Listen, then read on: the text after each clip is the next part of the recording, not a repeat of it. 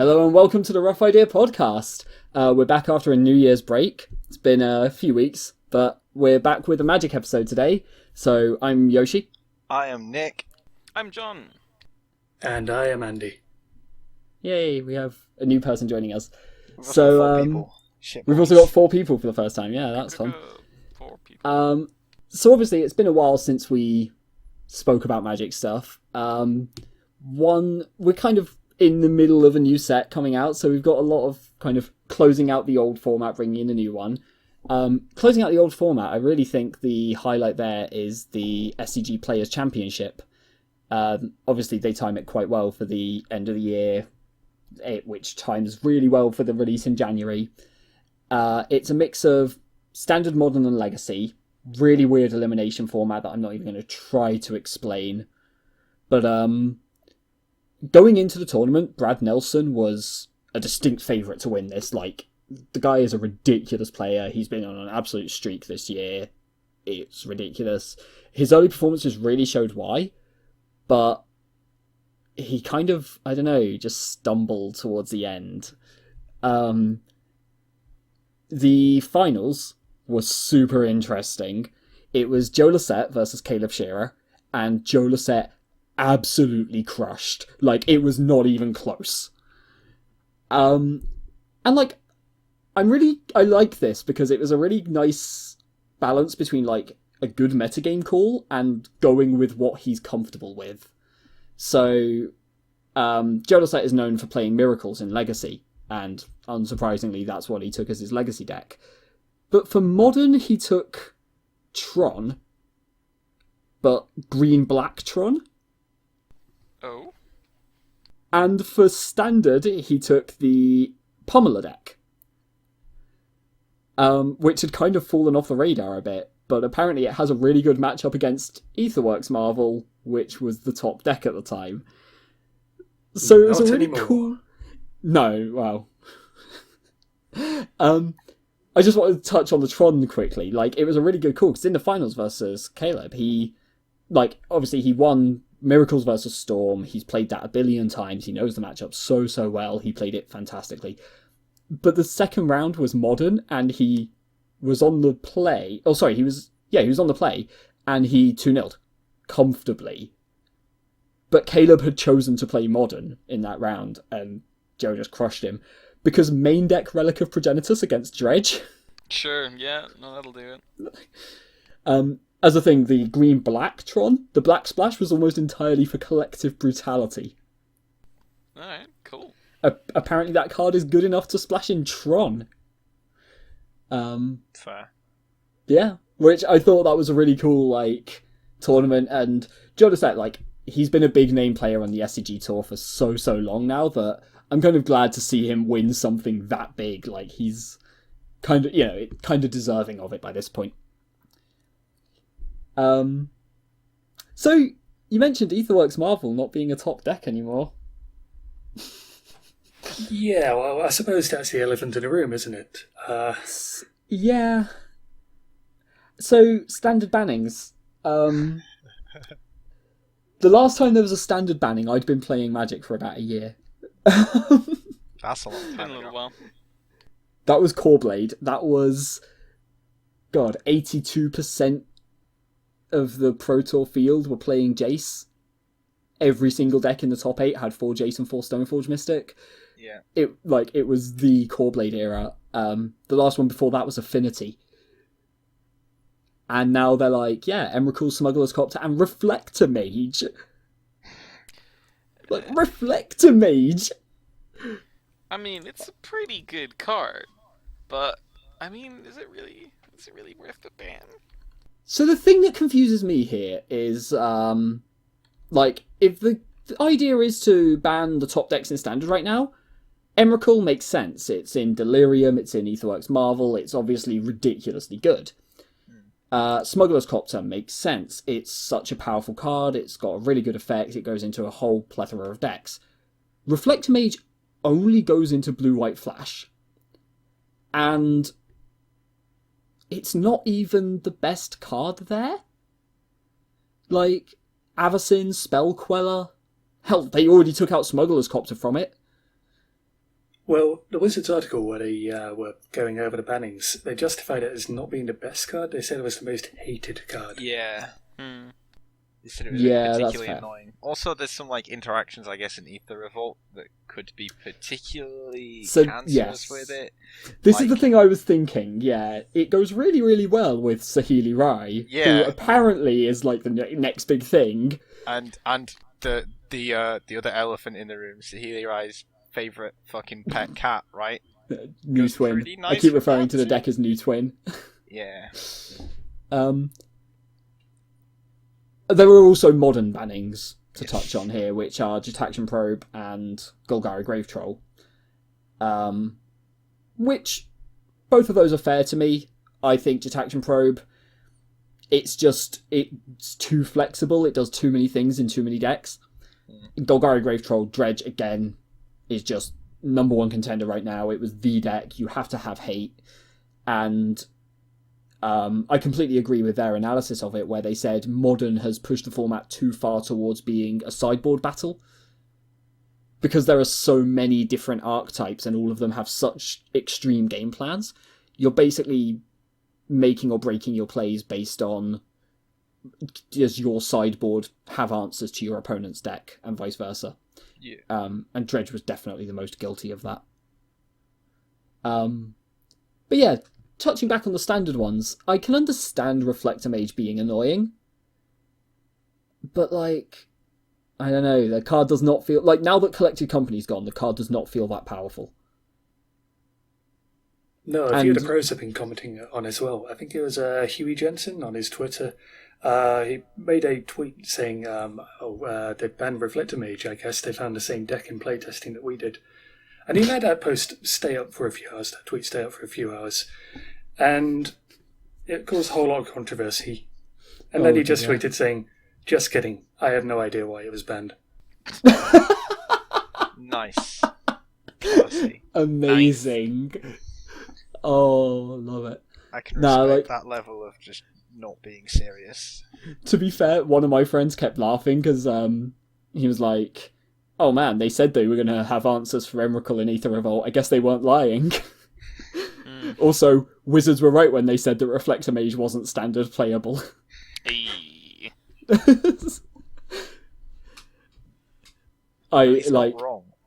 yeah, like for ages they said they didn't think that Reflector Mage was actually good enough to see play in standard. The reason it became a 2/3 was so it was relevant in limited, and then it just became a like premier part of standard for so long. Just as a small like added note, I love the fact that their article announcing the standard bans, they announced Emrakul was being banned and then posted the artwork for Imprisoned in the Moon. Yeah, Yeah. I saw that as well. I did not catch Nice that. touch. It's Nice nice. little touch. Yeah. Yeah, like Emrakul made me laugh because it needed to be banned. As soon as this card came out, I remember having discussions saying this card is absolutely busted. How the hell does this exist?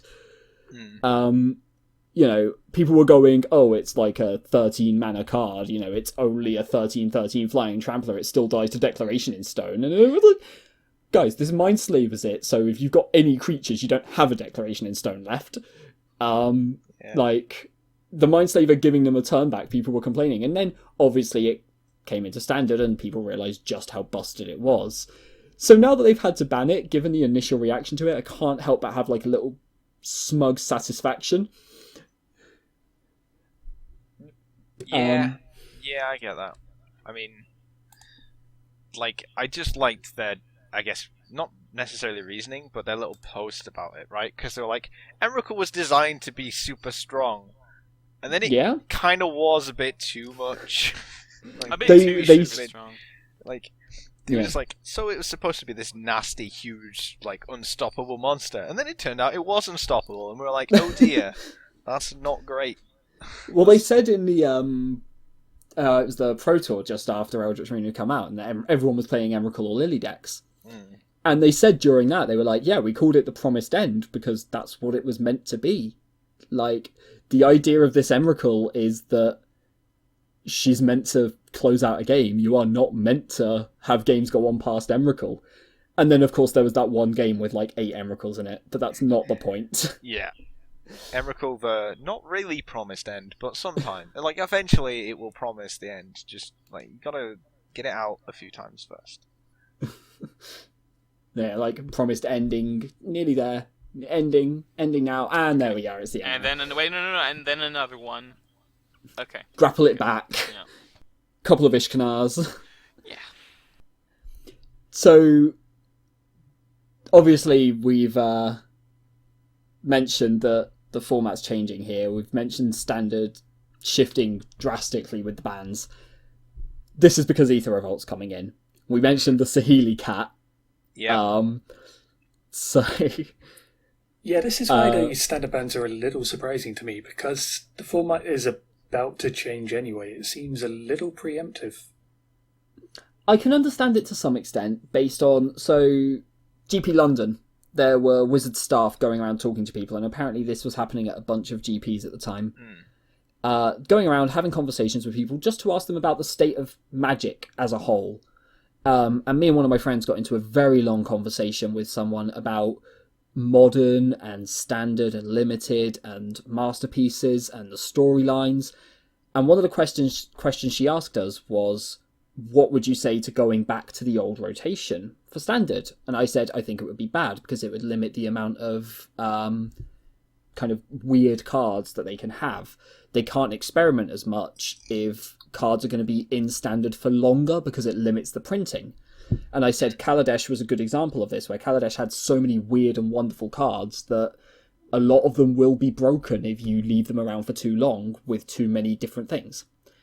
And then they were like, well, what happens if we have regular bannings in that case? And both me and my friend were like, no, that is an awful idea. Look at what that did to Modern. Yeah. Like, Modern got completely fucked over because people invested so much money in Birthing Pod and Twin, and then they were just like, oh, now they're banned. And apparently that's the approach they're taking anyway, which kind of disappoints me a bit. I mean, did you see any of the like tweets that were going out around? I guess just after the bans happened. Like, I've seen some of the conversations around it. Like They're fucking hilarious. Some of the uproar to it is pretty great because some people are like, I just bought 4 copies of like Emrakul or whatever, and now I can't play it. What the fuck? It's I work at a Magic store, and we literally had just opened up a bunch of Eldritch Moon the day before, and we were talking about like, oh, Emrakul's one of the best cards in this set. You know, foil Emrakul is worth so much, and then it's just like, oh, now it's junk. Tanked. Now it's literally nothing. Yeah. Well, that's the thing. It's like some people were complaining about having bought play sets of some of the banned cards literally a few hours before the bans were announced. It's like, you know the bans are coming. Why buy it then? Like, of all times, why buying powerhouses? Buying some of the most polarizing cards in like the meta. Like, really? But one of the issues is that the bans were they were brought forward. They're normally a couple of weeks or like a week into the release, and they were brought forward to a week before to give people time to immediately go into a new standard fresh, basically. Even so, though, like, personally, I was told about the new bans coming, like, about, 16 hours beforehand. Yeah, they did announce it. But... Yeah, exactly. But, like, there were people who were buying cards, like, a couple of hours before they were announced. The bans were announced. It's like, why? I guess, if they knew the bans were coming, then they should have. But, like, to be fair... I've been super busy lately. I didn't know that they were doing bans early. True. So, obviously I've been super busy, so I've also not been looking into building decks, thankfully. But, the thing that baffles me is that Emrakul... Well, no, not Emrakul, but Delirium in general seems like one of the few decks that could beat Saheeli. Or, more accurately, Saheeli's cat. Yeah. Saheeli cat. Was it actually called Felidar Guardian? Yeah. Because that deck ran so much removal in its earliest builds, it can go back to that kind of build. You know, Grasp of Darkness still kills it. Like, you've got Murder, you've got all these things that answer Felidar Guardian. Black-Green Delirium was the deck that could play those, and it's just lost its win con. It's it's still got Ishkanar and Grimflayer and Mindrack Demon, and then you build up to nothing. Yeah, I mean, the other thing as well is that, like, if you were playing Emrakul before that got banned, you could have dropped your Emrakul and screwed over their infinite combo before they could do it, right? Well, Like, good that's luck. that's a bit less likely, but, Yeah. Well, turn 4 Turn infinites. 4, yeah. With stopping with Emrakul, nah. But then, to be fair, I said this to a few people before, and I said it to you guys earlier. Saheeli is twin. It's basically Splinter Twin. Yeah. It doesn't have flash, and it doesn't tap one of their lands on the way in, but that's about it. But the thing with Splinter Twin is that it was a combo finish to a control deck.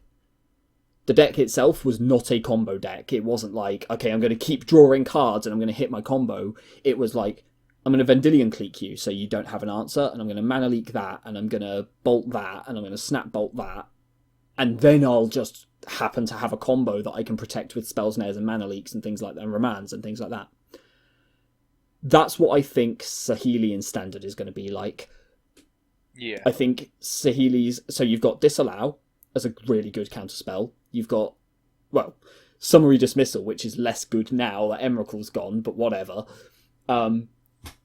You've got Ceremonious Rejection in case Aetherworks Marvel or Dynavolt Tower or whatever stick around.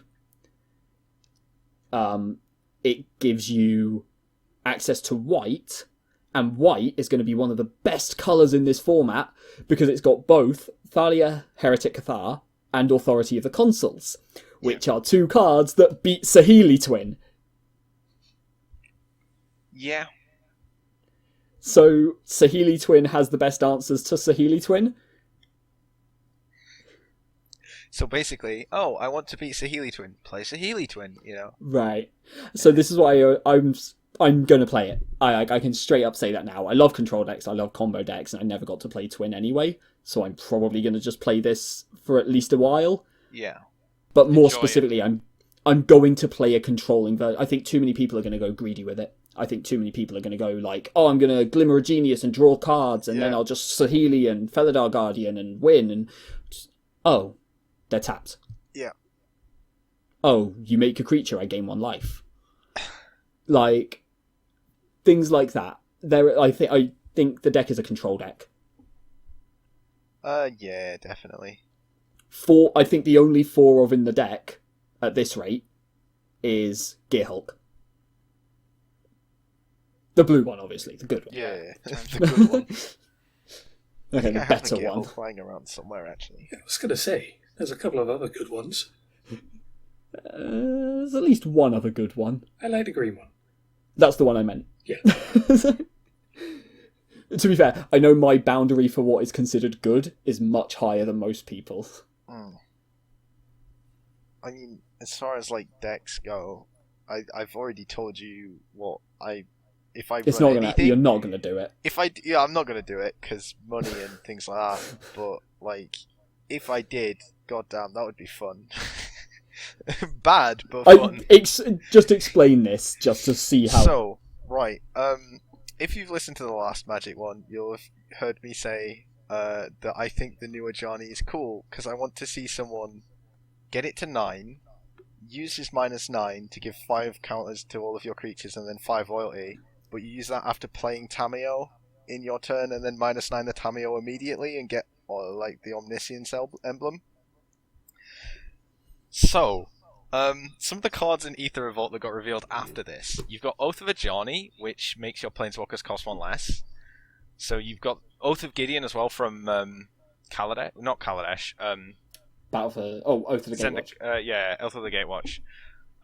So you have both of those down as soon as you can, as you do. So your Ajani comes in with 5 loyalty counters 1 turn earlier. You +2 it immediately. Turn 6, you play a legendary artifact that is... I should have had this open. Gonti's Aetherheart, yeah. Which, when it enters the battlefield or another artifact does, you get 2 energy, and you can pay 8 and exile it to take an extra turn after this one. So you play that turn 6, Ideally, you've managed to. I mean, I'm still figuring out the kinks in this, but you've managed to build up 8 energy, including this too, or you've just got some 0 mana artifacts or something cheap enough that some ways to like cheese out some artifacts to get the extra energy. Then you exile it, take an extra turn. You've +2'd the Ajani in this turn as well, so it's on 9, and then you get your extra turn. So they can't. Well, they can, but they can't really react if they're tapped out. Ideally. And then you do the play Tameo and -9 and -9 Tameo, and you lose 2 planeswalkers, but you kind of bring Omniscience out of nowhere, so that's kind of neat, right? And draw 3 cards. Oh yeah, that too. So all at the low cost of like 50 mana and 8 2 cards or some planeswalkers. shit. Yeah. Just go off basic. Have good time. Yeah, I mean, I don't know. So here's the thing, right? You're planning to go something like you won't lose turn the Tameo 2, actually. I think. Turn 2, Oath of Ajani. Turn 3, Oath of Gideon. Yeah. Turn 5, Ajani. And then turn 6, Aether Hearts into the combo. Yeah. So you've got turn 4 and turn 1 to generate energy. 6 more energy. It does. So let's say little magic crystals, friend. Let's start with 4 Aether Hubs, just to be really lucky here. At least. You still need 2 more energy, and that's if you draw all 4 Aether Hubs. I mean, yeah, but we'll figure it But out. once we get past that, Figure it out. There'll be a way. Trust me. This deck. I trust you. I will make this deck. It'll break the meta. I won't necessarily actually build it and take it places, but I'll figure out the deck at the least. you know what one of the things that is in this set is that you might want? Oh, The not Thrumming Bird. sure. The one that's, it's Thrumming Bird, but it's a 2/1, and Yeah. it's a human pirate. But Oh, basically, when it hits someone, you proliferate. Oh, So you can yeah, give your yeah. Planeswalkers an extra counter, and if you play that on your turn 4, you get 2 attacks with it. Sure. Got him. You can skip 2 energy, and you can skip the other plus with the Ajani, so you get to minus Tameo and then take the extra turn. Yeah. This is working. just more ideas. Working? to put in All the you Is that the amazing need- right deck. word? Working? All you need is to play a 2/1 on turn 4 and have it not die and hit the opponent twice. But we'll figure it out. Trust. But yeah, so that's my deck plan. That I'm probably not gonna have the disposable income quite to throw out there because I know it's not gonna be that good. So I'll feel pretty bad if I spend a fair bit of money making it and then just it doesn't really do anything, and I'm like, great, well that's that. I'm probably testing some decks this weekend. This is going to be fun. Can you test this deck for me? I'm not testing that deck for you. God damn it. Oh, it was worth asking. No, I'm going to be testing some modern and some standard. And the modern decks I want to build are Kiki Evolution and Eggs. And Eggs is entirely because of Aether Revolt. So, for those who don't remember, Eggs was the deck that you basically played a shit ton of artifacts that sacrifice to draw cards. You also have Lotus Bloom in there, and you can reshape into Lotus Bloom. So you can get basically a Black Lotus. And then you would generate a bunch of mana and draw a bunch of cards by sacrificing artifacts, and you ghost quarter your own lands so that you find more lands and put those into the graveyard. And then you play either Second Sunrise or Faith Reward and return all of that to the battlefield. And you do it again and again and again. And you keep doing it until you basically deck yourself, and then one of them taps and sacks itself to put a card on from your graveyard on the bottom of your library and then draw a card. So you make it so you've got nothing in your library, you put Faith Reward or Second Sunrise to the bottom and then immediately draw it. You sacrifice a Pyrite Spellbomb to deal 2 damage to the opponent, and you play the Faith Reward and get all of that back, and you loop those and you kill them with it. They banned Second Sunrise because too many people were playing this deck and didn't know how to play this deck, so tournaments were just going to draws and I was time. going to say, that does not sound fun. It like the deck itself was really efficient and it was a really fun combo deck, but you needed to know how to play it. and Stan Sifka won. I can't remember if it was a GP or a Pro Tour, but he won a big tournament with this deck out of fucking nowhere, and then everyone tried to pick it up and couldn't. Anyway, I've of course playtested this deck because it's my kind of thing. I love combo and I love ridiculous, intricate combos. And playing with yourself. And that. I put it this way: for Legacy, I want to build High Tide. That kind of says why I like eggs. But so the new version of eggs, because you don't have Second Sunrise, it plays Clan Ironworks to generate a shit ton more mana, but it's a slightly bigger deck, it's slightly slower, it's more susceptible to things like Infect. There's a cycle of cards in Kaladesh, in Aether Revolt even, that are amazing for this deck. The implements, so they're all common, between 1 and 3 mana. All of them have colour, sacrifice, do something weak within that colour. Gain 2 life, draw a card, target player discards a card, deal 1 damage to target player is the worst by far, and put a +1 counter on a creature as a sorcery. But all of them say when they're put into a graveyard you draw a card. Yeah. And then there's the one in Kaladesh that's a 2 mana 3/2, 3 mana 3/2 that says your artifacts cost 1 less. So what you can do is you can play one of these implements, one of the 1 mana ones, have it come in for free, sacrifice it to Clan Ironworks to generate 2 mana, and draw a card off it. And given that the blue one sacrifices itself to draw a card already, and you're already playing blue so you can reshape into Lotus Blooms... The blue one's 3 mana though, to be fair. It is 3 mana, but, well, it's 2 if you've got Foundry Inspector. No, to be fair, yes, the one that would probably be played is the red one, because it does the same job the Pyrite Spellbomb did. Yeah. Like, Pyrite Spellbomb either does 2 damage or draws a card for 1 mana. Or 1 and then 1 to do it. But you have to pay 1 to draw the card, whereas this one you can sacrifice to something else, and it draws you the card. And that's the big deal there, I think, and I'm going to definitely try this. I need to figure out a way of making it consistent, and probably have ensnaring bridges in the sideboard. But past that, or not ensnaring bridge, Girapet Aether Grid is probably the better way to do it, because that beats Infect.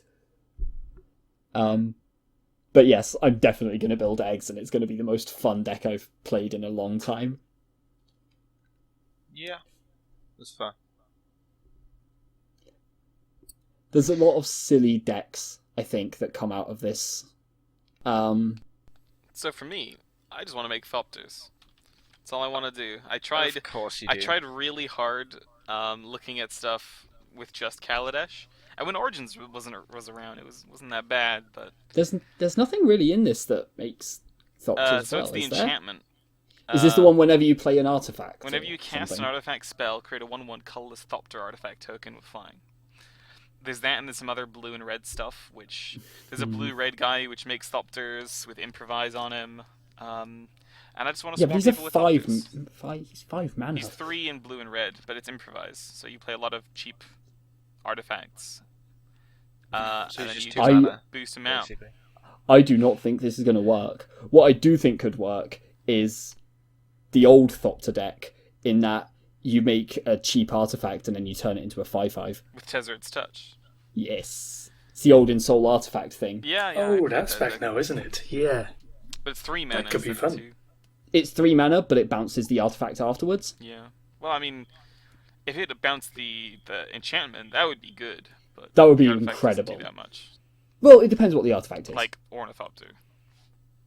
Presumably Which you're is not going to better. put it on... Ornithopter is back. It's also a masterpiece. Why is it a masterpiece? Can we touch on the masterpieces, actually? We haven't mentioned those yet. Yeah. They came out just after we did the last episode. They revealed all of these. And I say they revealed all of them. They revealed most of them. There were 2 missing at the time, which have been added since because they're cards in Aether Revolt. But, so the masterpieces, I'm just going to go through, like, a list of these. So there's Arcbound Ravager, Black Vice, Chalice of the Void, Defense Grid Duplicant, Engineered Explosives, Ensnaring Bridge, Extra Planar Lens, Grindstone, Meekstone, Oblivion Stone, Ornithopter, Pithing Needle, Platinum Angel, Sphere of Resistance, Staff of Domination, Sword of Body and Mind, Sundering Titan, Sword of War and Peace, Trinisphere, Vidalcan Shackles, Worm Coil Engine, and then the 2 new ones. Why is Duplicant being reprinted every fucking time? First Because question. people really like Duplicant, apparently. And second question, Ornithopter is going to be the most disappointing masterpiece ever, right? Nah, it Unfortunately. looks really super good. nice. But It is pretty. It does look cool, but like, it's a fucking Ornithopter. Why? If you want an Ornithopter that looks pretty and foily, you can probably find about 1 billion. You know what they should have done? Reprinted Hangerback Walker. That should They- have been in this set. But it was in Not Kaladesh. masterwork, but I mean Oh, properly. just reprinted. That would Oh, be gods. a terrible idea. No. It'd be an Yeah, excellent that. idea. It'd I be mean- an excellent idea. They've already done the not actual Ornithopter, but the not one mana not one. actual Hangerback Walker even, but they've done Oh, what is the it, Oh, counter. the King Ballista. Yeah. The See, I think if they were going to reprint any of the Origins Kaladesh stuff here, it should have been Thopter Spy Network. I'd be down with that. That was a fun card. It was a really fun card that was like criminally underplayed when it was in Standard because it wasn't in the right format for it. This could be the right format for it, I think. Yep. So just touching on the other 2 masterpieces quickly. Obviously, so one other thing I quickly wanted to say actually. Between this and Kaladesh, we literally have like half an affinity deck through masterpieces. But I'm surprised there's no Darksteel Citadel. I'm surprised that was not one of the Yeah, masterpieces. that's fair. But there were 2 new cards, and they're both very EDH-y. Both Yeah. like designed for Commander.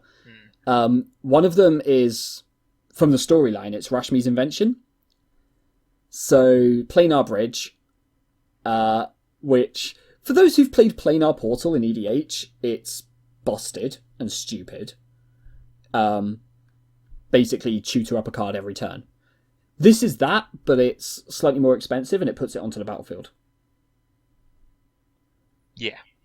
That seems good. Like, really good. Mm. Obviously, it's really fucking expensive to do, so it's EDH only, Yeah. But I mean, by the point you reach your 8 mana to do that, you could just be like, "Hey, I need an answer. Well, there's one in my deck. Let's go find it. Haha." And it's almost like decks that play artifacts tend to have lots of artifact mana. And what goes well with artifact mana? Oh, the other one, Paradox Engine, which is dumb. Yep. 5 mana, whenever you cast a spell, untap all non-land permanents you control. Yep. Oh, I'll untap Seems good. all these mana rocks and tap them again and tutor up another card. And whoops. Seems fun. Like, these are the kind of cards that make me want to get back into EDH. True. This is like doing. And they don't quite work together because Planar Bridge doesn't cast the card. Sure, but you probably have other stuff to cast. You're probably drawing cards. Yeah, You just run some. they're still actually You just both run some insane. like expensive, strong enter the battlefield things with it, right? Oh, yeah, absolutely. Like, oh look, I've pulled an Ashen Rider from my deck. Exile a permanent. That's fun. That's literally the first card that popped into my head. Oh, as a thing, this is another thing that goes like stupid shenanigans. Paradox Engine, this is. Ages ago, there was a thing I wanted to do in Modern that would have been hilariously bad because it dies to Lightning Bolt, which is Mox Opal, Mirren Spy, Master Transmuter. Yeah. So basically, you pay blue off the Mox Opal, tap your Master Transmuter, bounce your Mox Opal, and put an artifact into play. And then you cast the Mox Opal again, Mirren Spy triggers and untaps Master Transmuter, and you loop. And you basically put into play every artifact in your hand. Paradox Engine does the same thing. You cast the Mox Opal and it untaps your Master Transmuter again. Except now you've got 3 artifacts that do it, whereas before you only had 2 and you needed a third one to activate Metalcraft.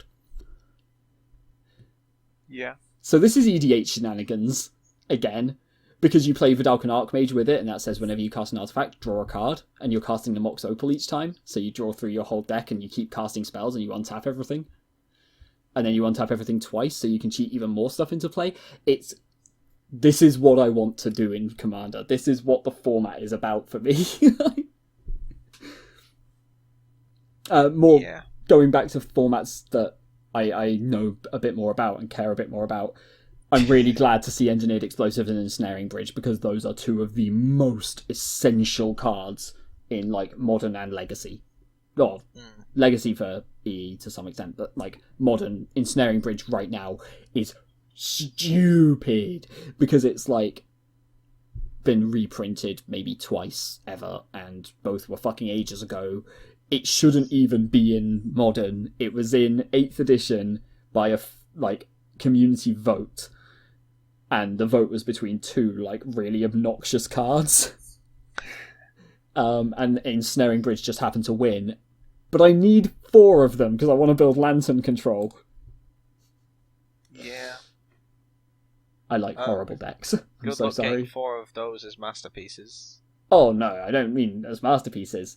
God. Yeah. That would be interesting, price-wise.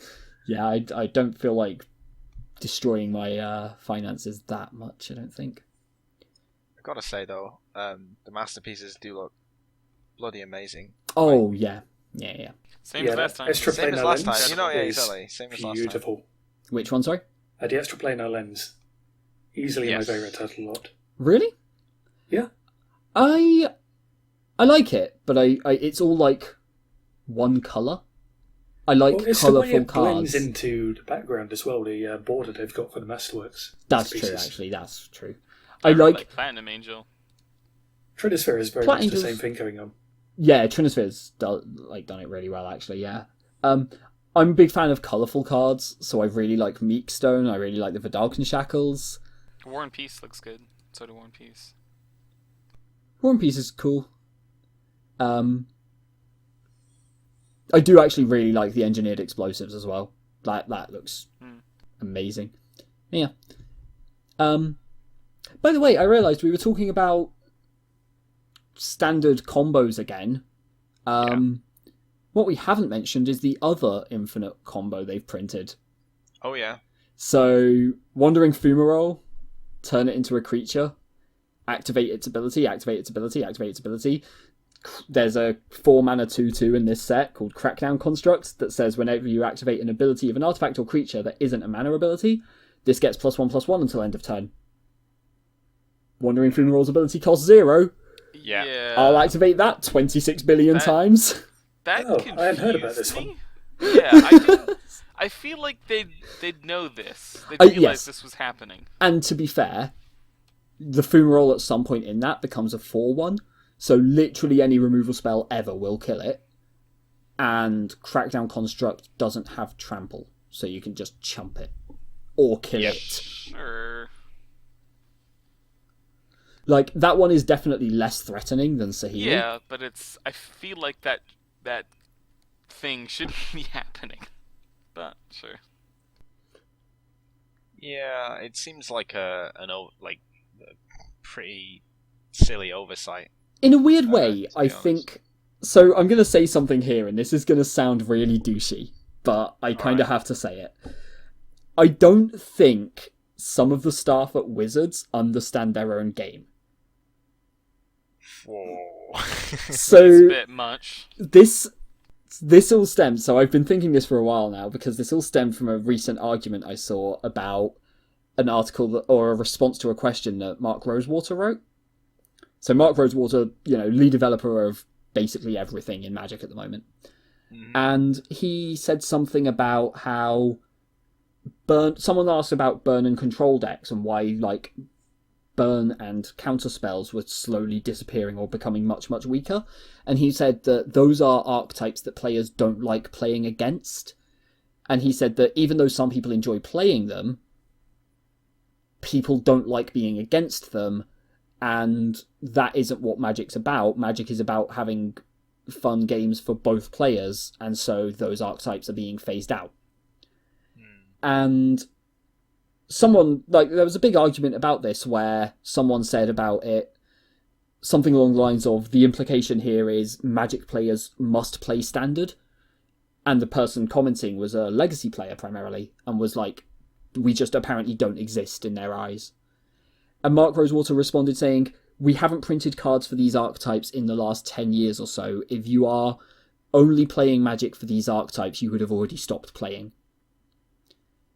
Which begs the question, what the fuck did he think Delver was about? Because the Delver deck had Preordained and Ponders, it had Mana Leak. I started playing around Scars of Mirrodin, and in Scars Innistrad I played Blue-Black Control. And it was, like, the best deck. And then the next format, Blue-White Control was the best deck. Like, I don't understand this. And I think Wizards, to some extent, do not understand their own game. People complained about the fact that combo was being removed from Standard, and they said they wanted combo decks. And then Jeskai Ascendancy existed, and that was an amazing combo deck. That was exactly the kind of combo deck that people like, because it was very interactive, it was very weird, and it took a lot of hoops to jump through. It wasn't just, oh, I played these cards, I win. It was, oh god, I have to do this, and I have to do this, and I have to carefully play around all these different interactions. And now they've kind of gone, okay, it's Kaladesh, it's, you know, we're experimenting, we're doing lots of combos, and there were lots of combos in Kaladesh. And now they've just gone, here's a combo, it's 2 cards. And that's just... That is when combo becomes oppressive, is when it's so easy to implement that you can play an entire game plan around your combo. Like, that is what made Splinter Twin good. Like I said, Splinter Twin was a control deck, not a combo deck. It was a control deck that just went, oh, and now I combo and win. And that's what Saheeli Rai is going to be. If Crackdown Construct becomes a thing, that's what that's going to be. It's going to be a control deck that takes out your blockers and then just goes, oh, now I win. Whoops. And in a weird way, I don't think they quite understand what combo is. Or more accurately, they don't understand how to balance combo. They think they have to go too far for it. I can see where you're coming from there. Like, at the very least, I can see where you're coming from with that statement. Admittedly, I do think part of it is that they keep swinging back and forth on this. Like, for ages, they did basically phase out combo, and now they've gone the other end of the spectrum, and we've got Splinter Twin back in Standard. But, like, people said they phased out combo around Return to Ravnica Theros. Well, Splinter Twin was in 2 years before that. Was literally a Standard deck 2 years before that, with Deceiver Exarch and Splinter Twin in the same Standard. Yeah. So, they keep going back and forth on this, and I just feel like eventually they'll figure it and get a balance, but I don't think they understand yet. Yeah, it feels like they're messing about a lot with Standard at the moment. Yes, yeah. And obviously a lot has changed. Standard bans are obviously a huge part of that. And I do think there will be standard bans with basically every set now. I don't think that's inherently a bad thing, unless they do bans for the sake of doing bans. Yes, I think... Like... Yeah, if they just have, like... So right now, there are 3 top decks, or there were 3 top decks, and they have banned a card from each of them, basically. Yeah.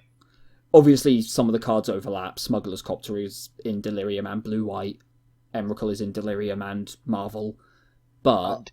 yeah. Basically, it's Reflector Mage from Blue-White, Smuggler's Copter from Delirium, Emrakul from Aetherworks Marvel. If they keep doing that, I think it will be bad.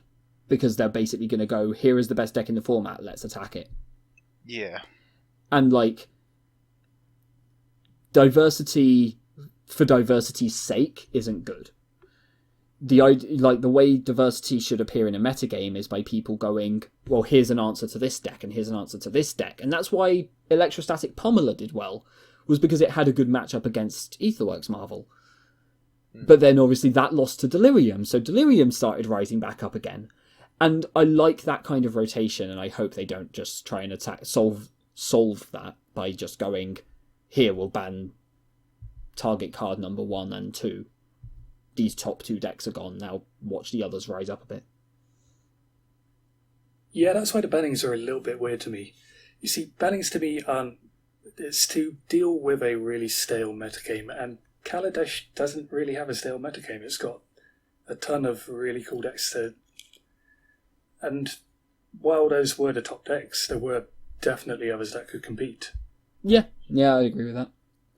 That's one of the problems I've got with it. The other is that, with the pre-release coming up this weekend, obviously, people are going to be opening Kaladesh packs, and they're going to be opening smugglers' copters, and they're going to be really annoyed about it. This isn't the same as a modern banning where they're banning Gitaxium Probe, which is from Phyrexia, and no one's going to be opening any of those anytime soon. Yeah.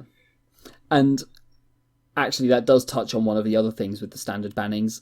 Reflector Mage, one of the arguments I could see for that over Spellqueller and Avacyn is that Reflector Mage has been in for so long already.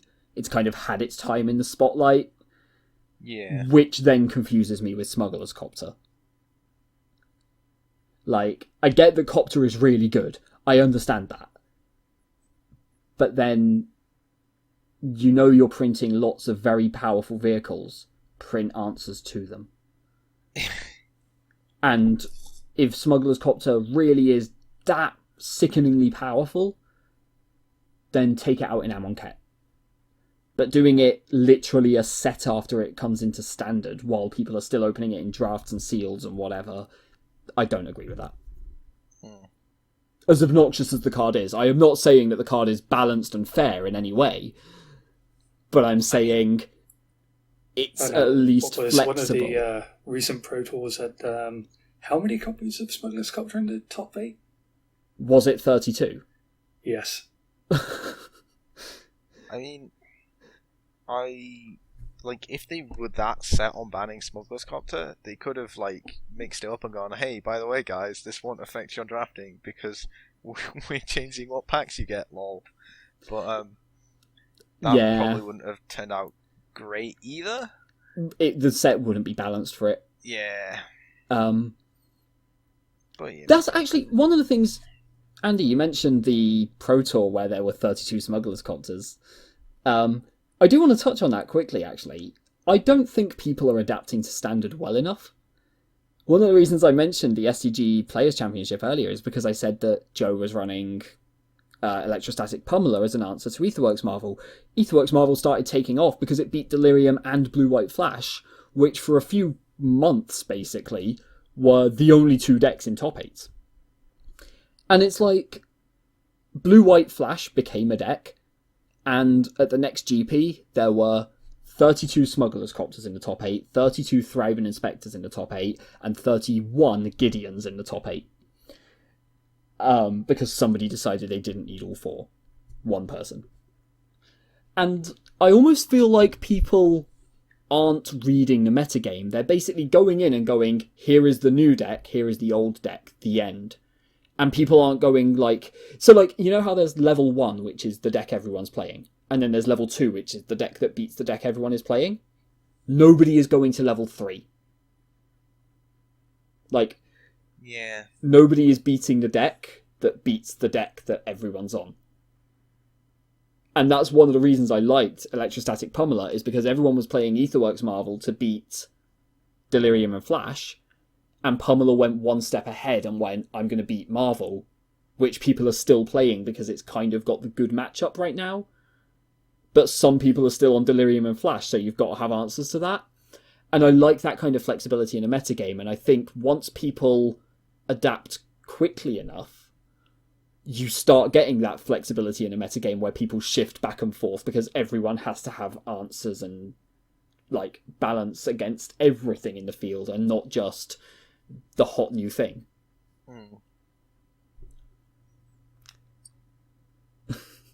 We've rambled about this a lot, and I'm sure we've got other cards that we want to mention. I'm sure we all have other cards we want to mention.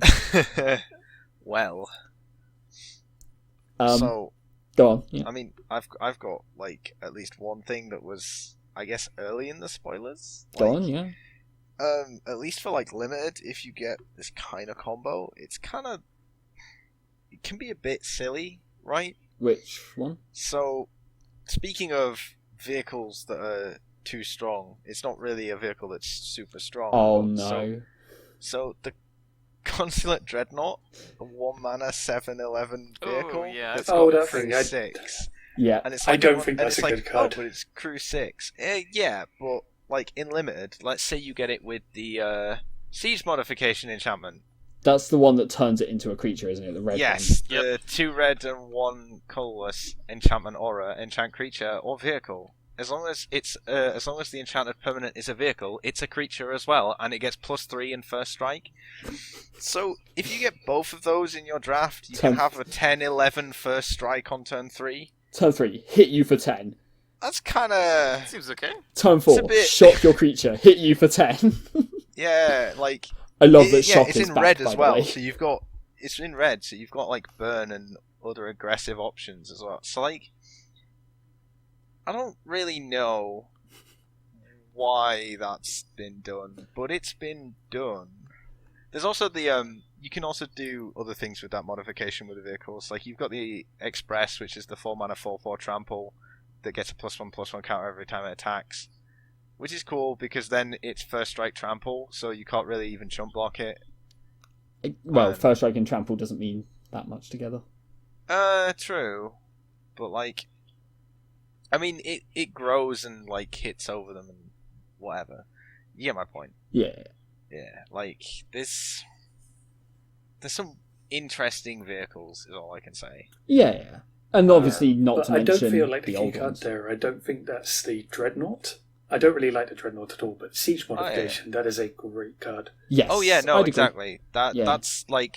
That's I guess the point I'm getting on, in that like they've made quite a lot of, I'd say, viable options with the Siege Modification in Limited that could Yeah. Not to make mention, your deck obviously, kind of like, oh, I have something that's not normally much of it's not a huge bomb, so to speak, but now it is. Look at me. I also I just think want you'd be to... quite happy just to put it on a Skyskiff. I was going to Yeah. say, there's a bunch in Kaladesh that are great, and also there's a bunch of red creatures in this set that have either, like, have Menace, and First Strike and Yeah. Menace do go really well together, because it's like, okay, well, I've got to block it with 2 things, but now I'm losing one of them, and then the other one doesn't kill your creature. Yeah. Speaking of First Strike and Menace, that is one of the cards I want to get your thoughts on. Oh? Is Kari Zev, Skyship Raider. Oh, her. Yeah. Yeah, With the monkey. with Yep. the monkey, Legendary monkey. Very important. called Ragavan. Admittedly, I don't think First Strike is particularly relevant on a 2-mana 1/3, Well, no. but I think she's going to be a limited, like, not quite bomb, Limited powerhouse. but she's going to be really powerful if you get that in limited. Yeah. I think she just works really, really well with a lot of cards in the set, and I think 1/3 is surprisingly good when you consider what was in Kaladesh. Also, she's 2 mana, so Yeah. And, like, well, I'm not sure it's just going to be limited. she triggers Revolt. That's the important part. yeah. Like, the Yeah. monkey She does. exiling at end of combat, so you go second main phase. Oh, well, Revolt's active. I'll start doing stuff. Do you know, I had not even considered that. I'm pretty sure kind that's of why awesome. she exists. I want to staying with Revolt for a second. I want to quickly mention the obvious card that we haven't touched on yet. Fatal Push. Here we go, yeah. Oh alright. boy! So 1 mana instant speed removal in Modern is nuts. Like, it is amazing in Limited. It is amazing in Standard. But there are creatures that are going to cost more than 4. Yeah. Revolt might be hard to trigger, in which case anything that costs more than 2 is unkillable. But in Modern, like, everything is 2 or less. The only things you aren't killing in Modern are, like, things that have been reanimated or cheated into play somehow, like Gristlebrand or Worldspine Worm, Tasiga, and Primeval Titan. Everything else, 1 mana instant is dead. Jund loves this. Jund probably isn't Jund anymore. Abzan is probably just better at this point. Because you've already got Path to Exile against Bolt, and now they're just like, oh, well, Fatal Push, so I've got the better removal. I don't need to have Terminate, which means why would I be in red when I can have Lingering Souls? And maybe Siege Rhino. Probably not Siege Rhino. And it's ridiculously easy to trigger Revolt as well. And in pretty Modern, much, you've got Fetch yeah. Lands, yeah. Yes. That card is absolutely nuts, and obviously designed for Modern. Dare I say pushed. But I like, even in Standard, Not it's going to be fatally pushed. really good. I can't believe you said pushed, man. No. Mate. No. Fatally pushed. I don't get it. Oh, Mini Nighthawk's really cool as well. Sorry, I've just seen it because it's in black next to Fatal Push. But the Gifted Aetherborn, 2 mana, 2/3 Death Touch Lifelink. Yep. So, Yeah, that was pretty decent, I think. So ages ago, me and one of my friends, we tested loads and loads of different modern decks on Magic Online. We streamed it. We did one each week, and one of them was Mono Black Devotion. And basically what we ended up saying was the deck is really quite good because it's got loads of removal, it's got loads of flexible cards, it's got all these really powerful things it can do, and it's got a big finisher in Grey Merchant, Gary. But it was missing a 2-drop. Pack Rat was the only good 2-drop that you actually wanted to play as a 2-drop. Like you had... can't think what the fucking thing's called now. The one with Kicker, they sacrifice a creature. Gatekeeper of Malekith. Gatekeeper of Malekith. Yeah. But you don't want to play that as a 2-drop, it's a 3-drop. Gifted Aetherborn is that 2-drop. That's it right here. Oh, Done. yeah. Also, obviously, like, obvious fact, but works really well for Black Devotion when it's got Double black, black right. in it for its cost, so... Going Gifted that's Aetherborn perfect, into Lily of the Veil into Phyrexian Obliterator. Really good. Sure. I mean, Phyrexian Obliterator on its own, really fucking good. Yeah, other cards. Yeah, 2 cards up from that. The other black card, Gonti's Machinations. It's never uncommon. So it's Whenever black you enchantment. Ooh. Is it the So- 1 mana one? Yeah, whenever you lose life for the first time each turn, you get 1 energy. And then pay 2 energy and sacrifice it. Each opponent loses 3 and you gain life equal to the life lost this way. I So- think this card is great. I was going to say, a lot of people, I think, will read this and dismiss it instantly because that second ability is quite weak.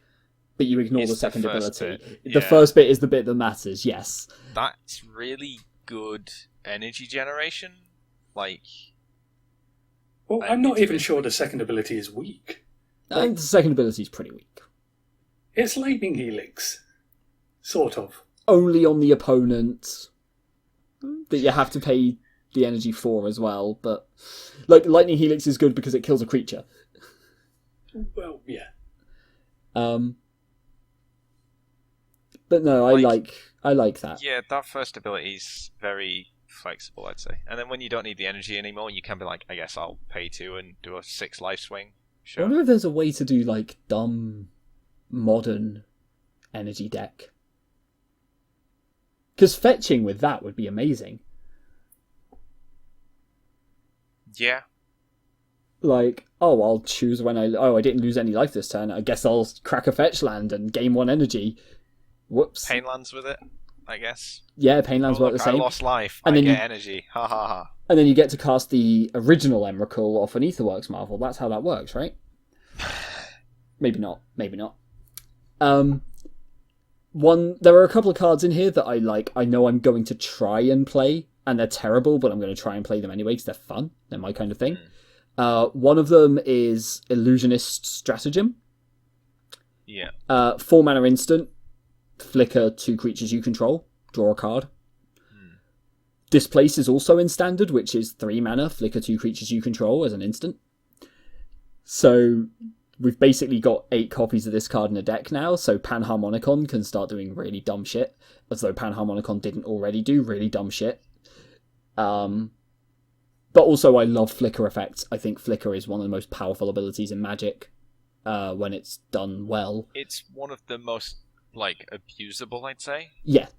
And obviously Saheeli is going to prove that. Yeah. I know she's not really Flicker, but she gets flickered by Felidar Guardians, so... Yeah, the cat is the flickerer. She just, like... She's an enabler. She doesn't help. Yeah. The other one that I wanted to touch upon was Secret Salvage, which is a really, really interesting black tutor. Exile non-land card from your graveyard. Search your library for any number of cards with the same name and put them into your hand. For 5 mana. Like, I think for some combo decks, this is going to be incredible. You need to, like, build around it, though. You can't just, like, fucking throw that in there, because it just won't work. Yeah. But, like, Yeah, there you are could do ways... some interesting things with that. I could see this seeing play in Legacy. And I know it's 5 mana, and that's a hell of a stretch, but like, I'll secret salvage for like. I guess there's no real way to get rid of a Lion's Eye Diamond from your hand, but like, I was going to say, secret salvaging for Lion's Eye Diamond is just generate 4 extra mana over what you would have had. Like, there's little things like that. Rituals, like, so many rituals work well with this, but they don't generate quite enough. And like, I think this is a card to watch because I think it could do stupid things, even if it doesn't quite yet. Ooh, do you know what it's amazing with? The blue enchantment from Zendikar, where if you have 1 in exile, 1 in Hedron play- alignment. Yeah. Yes, Hedron alignment. It's like got to be designed for that, right? You exile your Hedron alignment from your graveyard. You then draw 3 of them, play 1, discard another, win the game. Yeah. I guess if you set this up properly, you secret salvage so that you end up with 9 cards in hand, and then you play one of them down to 8, and then you discard to hand size and discard the last one. Yeah, I'm not sure when Hedron alignment says you win the game. Upkeep. But it's got hexproof. Right. It's got hexproof as well, so yeah. it survives. I'm just looking over the white cards again, because as a person who likes to play white-black a lot, stupid shit like that. I don't think white had that much I was excited for in this set, except for SRAM. A lot of it's kind of. And well, what? Guardian? Oh, yeah, Felidar. Yeah, cat. A lot of things are just like, I guess, really standard white cards, right? I mean, there's nothing. I might play super Aetherflux interesting. Reservoir. Cheerios is now a deck again in standard. Like, keep in mind, so Cheerios was a thing. Like, Andy, you tested this deck at one point in Modern, right? Yes, I did. Pure Steel Paladin, right? Yeah. But Pure Steel that deck was so Paladin. much fun.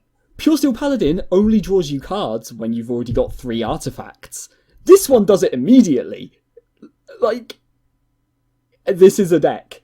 Like, I want Aetherflux Reservoir to be a deck with this, because I'm just going to start. There is 0 mana equipment in standard. I'm just going to start chaining 0 mana equipment. Sigarda's Aid gives them flash. So you go Sigarda's Aid with an Aetherflux Reservoir in play. You go Sigarda's Aid, gain 1 life. Except in response to... Oh, no, Sigarda's Aid has to enter the battlefield, so sure, gain 1 life. Then I'll cast an equipment, and Aetherflux Reservoir will trigger, but in response to that trigger, I'll cast another one, and in response to that trigger, I'll cast another one. And so each one sees every spell. And so rather than going 1, 2, 3, 4, 5, 6, you go 1, 6, 6, 6, 6, 6. And just gain a shit ton of life and then shoot them in the face for 50. And also have Paradoxical Outcome to pick up all your equipment, draw a bunch more cards, play them all again, draw a bunch more cards, play those, draw... Yeah, Paradoxical Outcome is one of those cards I've been keeping an eye on, because I think it does have a lot of potential.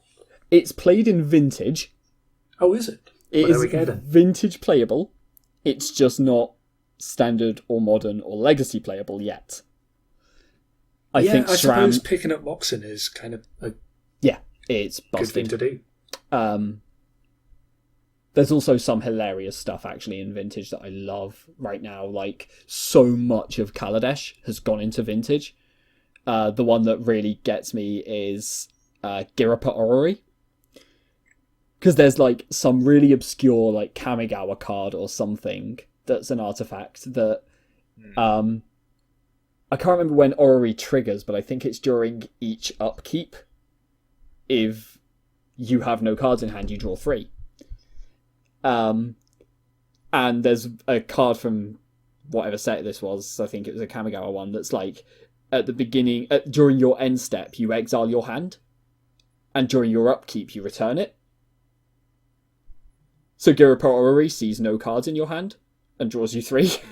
Oh, so you just draw 3 every turn. There's a shit Oblivion Ring in white, I guess. Oh, 3 mana. well, yeah. Like, it's Oblivion Ring, except it has to be an artifact or creature instead of target non-land permanent, which is technically a bit banishing light because it doesn't go infinite with itself. Yeah. Or does go infinite with itself, but doesn't permanently exile stuff. Also, very disappointingly, something compared to Oblivion Ring, it's only artifact or creature an opponent controls. You can't use it to trigger Revolt. Yeah. Which is really disappointing. I would have loved to do that. But you know why they do it, right? People cause draws with Oblivion Ring. Yeah. There are ways to get an Oblivion Ring into play where the only thing in play is an Oblivion Ring. So you exile an Oblivion Ring with an Oblivion Ring, and then you exile that Oblivion Ring with an Oblivion Ring. The first one comes back in and has to target the other one. So all you end up doing is having O-rings loop each other out of play. And the game never ends. Exactly. Beautiful. Yeah. Apparently someone did that on, I think it was a Magic Online thing, and it just crashed the client. Oh dear. Yeah. Other cards. So there's all the free spell stuff. We haven't touched on those. Oh, the expertise cycle. Yeah. Yeah, I really Obviously, like that cycle. We mentioned Yaheni's expertise on the last episode, but at the time we were talking about how good it is for Delirium, because, they can cast a Smuggler's Copter for free. Oh. Shame that. Yeah. They still get Grimflayer, they still get Removal, they still get Vessel, depending on what else ends up in the deck. They get Grapple from the past. There's a bunch of... their creatures don't die to it, that's the important part. You can grab a cat from it. Saheeli cat. If it died somehow. Wait, with which one, sorry? Baral's expertise. No, it's from play. Oh, you can play it from your hand, though, yeah. No, I was actually looking at those, if any of them were instant, because then you could flash in Saheeli cat and have instant speed twin. Very broken. But they did manage to avoid that one, thankfully. Obviously, for all the ones that are can cast 3 mana cards or higher, they can all put in New Lily. I'm still referring to it as New Lily, even though it's been out for quite a while. But Lily the Last Hope, she can just get cheated in easily enough. SRAM's expertise, I think, is quite a good one, because 3 1/1s for 4 mana is decent, and then you get a 3 mana card with it. Sure. They may or may not have finally made an Act of Treason effect or Threaten effect that's actually good, because it's 2 mana. Well, no, it's the 3 mana one that puts in a 2 mana card for free as well. Oh, that one, yeah. But I think the 2 mana one is pretty okay too. There's a 2 mana one? What? I think so. I don't remember that. I don't think there is. Wasn't there one? No, Carries is the 2 mana one. No, Threaten effects, so something that... Wrangle, yeah. Oh, no. Gain control of creature with power 4 or less. Okay. Yeah. Maybe. There's technically a 1 mana one if you count Active Aggression. That's 3 mana, isn't it? It's 1 and 2 Phyrexian mana. I think it's 3 and double Phyrexian, because it's instant speed as well. Oh. So you can grab a blocker. It's so good. That card was ridiculous. I should know all of these because I built a stupid deck around them. One thing we haven't touched on that's super funny, and I have to mention it because it's stupid, is mechanized production. So it's that's another silly EDH card. Yes. 4 mana, enchant an artifact you control. At the beginning of your upkeep, you make a copy of that artifact, and then if you control 8 or more with the same name, you win the game. Yeah. Important things with tokens. Yes. 2 important things to note here. 2 important things to note are servos and thopters are really easy to make in limited, in particular. Yeah. And secondly, it does not specify that the 8 artifacts you have to control have to have the same name as the enchanted artifact. You can enchant some big stompy artifact that you just want to copy, and then have 8 servos and win the game. Yeah. Oh, okay. It just says you control 8 or more artifacts with the same name as one another. Huh. which I think a lot of people will miss. I think that will catch people out in Limited, and I think somebody will win games with mechanized production because their opponent goes, during your upkeep, you've got one of these creatures, you're going to get a second. Okay. Oh, I win. Yeah. Also, not to mention Whirler Virtuoso and paying a bunch of energy and making a bunch of Thopters. Where's Whirler? It's the Kaladesh one. It was the 1 blue-red, 2/3, pay 2 energy, make a Thopter, I think it is. Oh, yeah. Free energy. When it comes into play, you get free energy. That might be right. Sure. I was playing around Goes on into the Magic Thopter Jewels deck. last night. Right, So, okay. yeah. Which, by the way, don't bother playing at the moment just because the AI does not know how to use vehicles. It's hilarious. Doesn't that make it really good to play? It's like free gold. Yeah, they will crew their vehicles every single turn, even if the vehicles have just come into play. Oh. Sweet. Or, well, Oh, boy. stupid. Now that's some interesting programming. Yeah. Magic They will Jewels. Right. also Interesting crew and their lazy. vehicles with the vehicles they have just crewed. To be fair, sometimes that is the right play. Not when they do it. Sometimes, you've got Sky Skiff. The one I remember was Servo Sky Skiff and then something that was crew 2. So you crew your Sky Skiff and then use that to crew something else, which is just great because it gives me the image of like this little servo jumping in a helicopter and then jumping that into a train. Yeah. Yeah, vehicles have some funny flavour fails.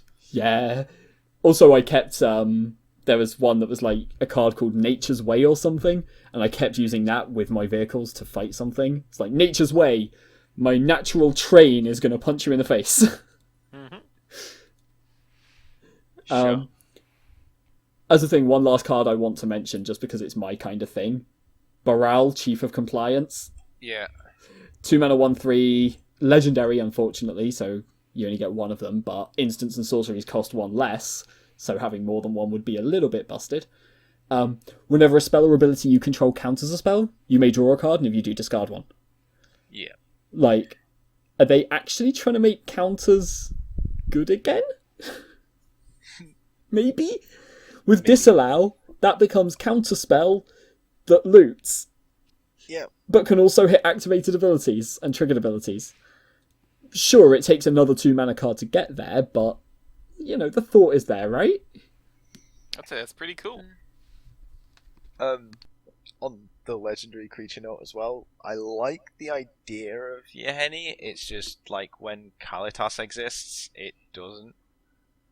Like, this isn't gonna see any real use as long as Kalitas exists. Right? I don't know, I Because think she they could be don't quite really good. Synergize. They don't go in the That's all. same deck particularly well, Yeah. except... First thing I saw about her is that she has sacrifice a creature or sacrifice a creature without any true. cost. It It's does, a yeah. good sack outlet, and it will go into a deck that wants to do that. Yeah, sacrificing a creature is a really big deal for free. And also Yeah. a 3 mana 2/2 that does that with haste. Haste is Yeah. actually surprisingly relevant here. Also, If you, normally the vampires have this ability that's like, whenever a creature this has dealt damage to dies this turn. And this is just whenever a creature an opponent control dies. yeah. There are so many ways to, break this. I'm sure of it. Yeah. Also, the sacrifice outlet is it gets indestructible, so that's kind of neat. I'm swinging. Oh, by the way, I have shit that I can sacrifice, so what's the point in blocking it, right? Which will Aha. probably do something else as well and chain Yeah. everything together. Andy, since you just said, I want to touch on one thing with the storylines. I really don't like the way the Aetherborn were written. I know... I'm not so a fan of how Kaladesh as a whole has been written. The writing has been pretty sloppy. Yes, the best part of Kaladesh's writing was the bit set in Kamigawa. The bit where it was Ajani and Tamio was really quite nice. I liked that. And that was the best part of Kaladesh's writing by far. But the thing I don't like is there was a story a few weeks back with Yeheni meeting with Gonti. And so this might be a really bad thing to comment on and a really bad way of perceiving things, but the Aetherborn are meant to be genderless, right? So why are they written so blatantly gendered? They are written with genders in mind. It comes across very obviously reading it. Having not read it, I can't really make a proper comment, but I assume what you're saying is their personalities have a certain distinction to them. Yes, they've got certain mannerisms and certain tones and ways of talking that are very typically gendered. I mean, I guess... But it doesn't even contrast it. It's not like it jumps between different things. It's like Yahenni is consistently female, or feminine, I should say. Yeah. Gonti is consistently masculine. I guess, to the point that the bit that really bothered me with it was there was a section where Yahenni says, or thinks it's written from Yahenni's perspective, and Yahenni says something along the lines of, Aetherborn conversations tend to be really short. We don't use more words than are needed. And then they have this habit of saying darling all the time. And it's like, well, that's like... It's like a little flourish, and it's like an extra little thing, but it's stuff that isn't needed. It's more... Yeah, it's a redundancy. Yeah. That's weird. And it doesn't suit the character they've written. All it does is attaches a gender to it, as far as I'm concerned. Yeah. In that situation, yeah, sure, I guess. The comment I was going to make was, like, I guess, because, like, part of that involves... I guess part of the way you're going, you're taking these, like, gendered personalities out of it is due to society anyway. Yeah. To, like, go into that bullshit. No. It is very much, like, stereotypically gendered, but that's the point. The writers are going into this and stereotypically gendering them, and it feels like... Basically, it seems like every story has been written by one person in a vacuum, and I think having other people look at this, and like a range of people look at this, would make it really obvious that these characters are being written as gendered, and when they're not meant to be. Well, what I wonder if what's happening is that the writers are told they're going to have to write their characters to be more inclusive, but they just don't know how to write characters that way, because it is, from personal experience, really hard to write genderless characters. To be fair, I think it would have been really easy with this. They literally, the whole point with the Aetherborn is that they are very, not emotionless, but like stoic. They have emotion and they feel and sense emotion really, really acutely, but they don't use many words. They're very kind of, they keep to themselves. And like very abrupt is a good way of putting it. They're very straight to the point. They keep to themselves and they don't waste any moment because they're so aware of their own lifespans. So why the fuck is Yahenni wasting, like, with all these flourishes and all these extra little things? Why are they written in such a way? And like I say, I think it would be so easy to do it with multiple writers, and it's clear that hasn't happened. I can get what you mean. I mean, I'm assuming it's... If there are multiple writers, then I've just fucked up that. But it very much reads as though it's one person has written it and gone, okay, Yahenni, she does this, oh, whoops, genderless, they. And that's it. And I think any proofreader would notice this kind of thing. Yeah. It really bothered me as I was reading through that story, and I just had to mention it. Well, I haven't been doing any reading since the first few stories, just because it was, frankly, painful. It is not well written, this set. It's not great, unfortunately. At least we have the art to admire. The art is still really cool. Not as good as Kaladesh, I will say that. Kaladesh's art was godlike, though, so, hard to compete. It's not saying too much, is it? Oh my god, we haven't even mentioned the elephant. Oh. Literally the elephant in the room right now. Greenbelt Rampager, 1 mana 3/4. When it enters, you pay 2 energy, or otherwise you bounce it back and you get 1. So you pay 1 mana and get 1 energy, and trigger Revolt. Yeah. And if you don't have energy in your deck, it's just 1 mana trigger Revolt. But very importantly, the way they have phrased this is that when it enters, you have to pay the energy if you have it. Yeah. So you can't just keep using it to bounce and gain energy. You can't keep triggering Revolt. You have to pay for it. But also, it's a 1 mana 3/4. Yeah, sure, it's like really a bad. It's a turn I 2 have to or play 3. A 1 mana 3/4. Like, it's a turn 2 or 3, 1 mana 3/4. But it's a 1 mana 3/4. Speaking of, there is a 2 mana 4/3 right below it. Green Wheel Liberator. Revolt enters with 2+1 counters on it. 2 mana, 2/1. Yep, seems good. Seems very good. God, that's really good. Yeah. Is that modern playable? In elves it is. It's an elf.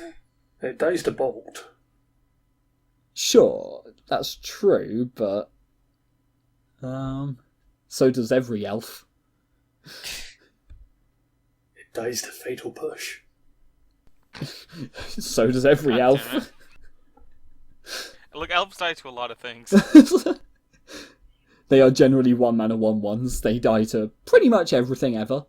Yeah, it's really good. It's certainly standard playable. I don't know about modern. It might not quite be on that level.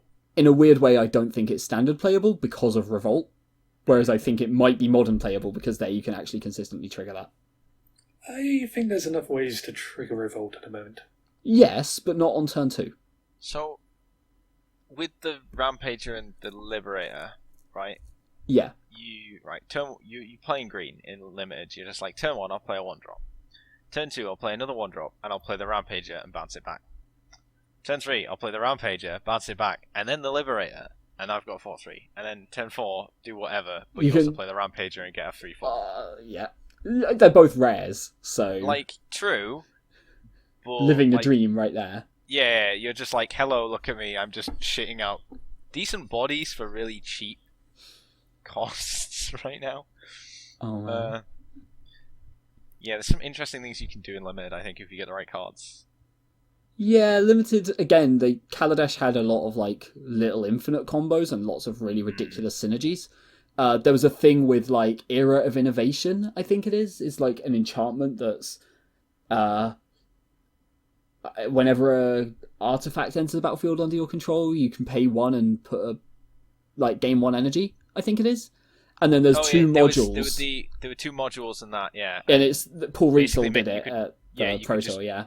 You could just tap out all your mana after you're done doing things in the turn. It basically became make a servo, put a +1 counter on something, gain 1 energy, and somewhere in those 3 you had to pay 1 mana. So it was 1 mana, do all of these things. 1 mana, do all of these things.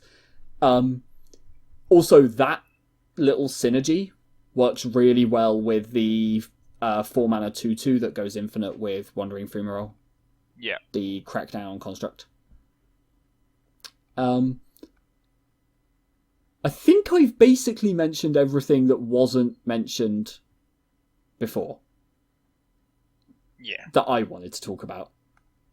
There's some other cool stuff in here. Hope of Girappa is interesting, but I don't think I care enough. Like, it's worse, much, much worse than Xantid Swarm, but it's really funny for eggs. So I probably like that. There's some, like, kind of interesting stuff. 1 mana Thopter? It's the 1 mana legendary Thopter that when it hits someone, you can sack it so that they can't cast non-creature spells for the rest of that turn. That's kind of one of the cards I want to put in Soul Artifact on.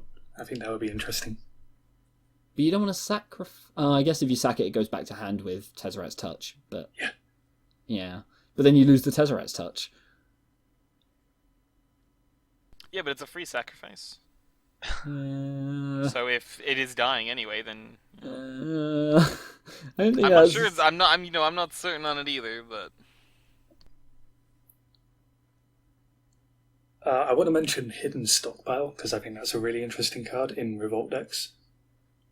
Because Hidden Stockpile is black-white enchantment. At the beginning of your end step of a permanent you control left the battlefield this turn, make a survey. And has 1 sacrifice creature, scry 1. So it can enable Revolt, but also make things to revolt with. Sure. Yeah. And it's another creature sack outlet, just to top it off a bit. Which, seeing all these sack outlets here, it's like Amonkhet is coming up, we've got Nicol Bolas coming in, I feel like creatures dying is going to be a good thing. These are cards to keep an eye on. Yahenni, pretty good. Might go up in value. Might be relevant. That would stack up your Yahennis before it's too late. Easy. Did I say Yahenni? Yahenni. Yahenni, yeah. Winding What a les. Winding Constrictor is a good one to mention just because of EDH value. It's a very, very commander card. Yeah. It's basically Corpsejack Menace, but better. Okay, it doesn't quite double it, it just adds 1. But it adds 1 to everything, including experience counters. So it does stupid shit with Moraine. Yeah. Yeah, but I mean that. I feel like that deck's she's good enough as it is. That already does stupid. She has played in Legacy, very rarely, but she's played in Legacy. Winding Constrictor does give you more poison counters though.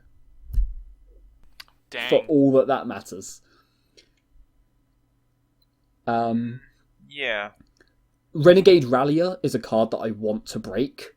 So 3 mana 3/2. If you've got Revolt, it returns a 2-drop or less from graveyard to battlefield. I feel like there are ways to like. Green White Humans, let's go. Sigurda, come out. Get I was out. going to say I feel like there are ways to get like a 2-drop in Modern in particular. Get like a 2-drop that bounces something or flickers something, and then you do it again and you do it again, and start like just chaining these things together. But I can't think of anything that actually does it. It's just one of those ones where like I'm sure there is a way to break this, but I can't think of one. Sure. Also, like, I guess on top of like final cards, the the Mythics Red Sorcery Indomitable Creativity could have some gimmicky, interesting uses if you have a lot. Like, if you manage to draft like a deck that's got a lot of servo or Thopter generation, and then you're like, oh, I'll just destroy all of these 1/1 tokens and shit out creatures and artifacts. Well, it's another polymorph effect, but so one of our friends has a polymorph deck for Modern where the idea is you generate a couple of tokens and then you polymorph into Emrakul. Yep, sure, yeah. This does the same thing. Like, it's another way of doing that. Except it does it with artifacts as well, so there are ways to do it in Standard, there are ways to do it with, like, more kind of ridiculous stuff. Well, you're not going to be polymorphing into Emrakul. No, not in Standard. But you can actually get, like, the fucking thing that untaps all your artifacts or all your non-land permanents, or you could get like Gonti's Aether Heart off of this or something. Like, there are things you can get with this that you couldn't get with polymorph. Dude, you get Gonti's Aether Heart from the first flip. Is this your 4-drop? Is this your turn 4? No, but then you'd have to be running 4 colours. Alright, Fine. You're running Aether Hubs. You'd turn 4, you'd destroy 1 artifact. Hope you flip the Aether Hub and not something else. Like a creature. No, you just don't run any other creatures. You don't run any creatures or artifacts aside from Aether Hub. You just all planeswalkers. And then that enters, but because you played it turn 4, you've only got 1 thing entering. Yeah, which is Aether Heart. Yeah, but like, that's only 2 energy. And then that opens up your turn 6 to play artifacts, to generate the energy to take an extra turn. Oh my god, that's true. You're losing turn 4 instead of turn 6. You've got more mana to work with. Yeah. Let's go Magical Christmas Land! This is perfect. By the way, not Palinchron is really cool. The whale that makes 6 energy when it comes in and bounces for 4. Yeah. 6/4 flyer that protects itself. I will play that in Standard. No, dude, this is what you do. You Indomitable Creativity into the whale. That's the energy right there. Oh, I still can't believe Kaladesh has flying whales. Your turn 4 is to get a whale out, whales. and then you play the heart on turn 6, so you have 8 energy. Yeah, it's perfect. How are you going to hit the whale and not the heart? You can't consistently do it. It's not going to be good. No, but it's not going to be good anyway. No. But if you hit the heart instead of the whale, you play the whale turn 6. You got 8 energy. It's my god! Perfect. Oh my god! Completely uncounterable. I hate you so much. I really want to do this now. Why? Oh, Solemn Recruit is busted as fuck, by the way. 3 mana 2/2 double strike, revolt during your end step. If something left, put a counter on it. So, like, again, I wouldn't be surprised to see that being modern playable, where you fetch to cast it, and then immediately it becomes a 3/3 double striker for 3. Yeah. In Standard, this is, I'll play a Solemn Recruit on 3, I'll crack a clue turn 4, oh, it just got pumped up, and then I'll crack another clue at the end of on their turn on turn 4, so it does it again. Oh no, it's only your end step, never mind. But still, I think that's a really, really powerful card that's like gonna have a lot of shenanigans that work with it. Not to mention when Amon Ket comes in and sacrificing creatures becomes a big deal, then it'll be really easy to trigger Revolt. What? That's going to be I'm telling you that is going to be a thing. Like, I'm calling that shit now. That there will be a major mechanic or, like, theme in Amon Ket that revolves around your creatures dying. Or I think that's creatures being in your graveyard. And it will be designed to work with all the stuff that says sacrifice a creature. It's designed to work with Revolt. It's designed to work with all these things. That will have to be a thing. There's no way they put in this much stuff now. Yeah. Without that being a thing in Nicol Bolas's home plane. I mean, to be fair, it's like Egypt themed, it's Amon Ket, right? Yeah. So there's no way it's not at least somewhat death related. With gods. A with new gods mummy again. Keyword. Huh? New mummy keyword. You can mummify things. Calling it. Sacrifice I said it it. here first. Shit. If it's got mummy, it comes back as a zombie. Do you know what? Do you know what my Do it. thoughts? Do you know what my thought was for like that was though? And this is going back to fucking old memes again, and I hate you guys because in Pokemon there's an ability called Mummy that, like, when something hits it, it becomes a copy of that and it gains Mummy. So basically, the Mummy keyword would literally be permeating mass. Yeah, let's do it. Let's do it. Yeah, but then you need to, well... I hate you guys. I hate you guys so much. Got him. Sure. For a second, I was a bit worried, because, like, when you said it was going back to some old awful memes and you hate us, I was like, is this permeating mass? And then you were like, so, Pokemon? I was like, oh. And then you were like, so it's permeating mass? I'm like, yes! That's what I'm talking about. You're a piece of shit. I know. Yeah, Andy, I don't know if you heard about that one, but they decided when we spoke about Eldritch Moon, Permeating Mass was the best card ever because it turns Emrakul into a 1/3. You can split it into a flying spirit as well. You can Soul Separator a Permeating Mass Yeah. so that Emrakul becomes a 1/1 spirit. Yeah. And you're left with a 1/3. I mean, You say that like it's a bad thing, Kieran. you do like take 10 And you can damage do in the that. process, but It's 9 mana to do it. And your opponent You take- Emrakuls you yeah. partway through so they can use your Soul Separator before you do. details. But, sure. It's definitely a counter. I don't know what you're on about. I mean, actually, no. The counter to Emrakul is you ban it. Really. Yeah, that's a better canon. Yeah. Emrakul is unplayable. I don't know what you guys are talking about. It's true. Literally unplayable. Completely unplayable. Don't know how you could possibly fit that in a deck now in Standard. So that's Aether Revolt, right? Pretty much. Yep. I'm going to show up to a tournament when this has come out. I'm going to go into Standard. I'm going to sit down. I'm going to get disqualified because I'm going to have Smuggler's Copter in my deck. Fuck. Dude, just seriously try this deck out, please. No, God damn but it. we No. figured it out. We figured how to work it with the Indomitable Creativity and the Aethertide Whale. Trust me, it's gonna work. You see the way to fix the mana near the start, Triple red. and you also need one. You need a green 1-drop. white on turn 2, and You then need a- triple red on turn 4. You need a creature. You need a 1-drop creature. that It's a you 1 can, mana like, 3/4. that you can polymorph with the creativity. Oh, right, yeah. Never mind. It doesn't matter what it is, as long as it sticks around, I guess. I mean, it might as well draw you a card, so I guess it can be one of the artifacts that when it sacrifices, Yeah, when 'cause it you can dies, sack draw a them. card. Yeah. Perfect plan. And then you just run a load of spells and stuff for when you get Omniscience, and you just kill them with that. Because that way you can't... you Planeswalkers. can't- More Planeswalkers.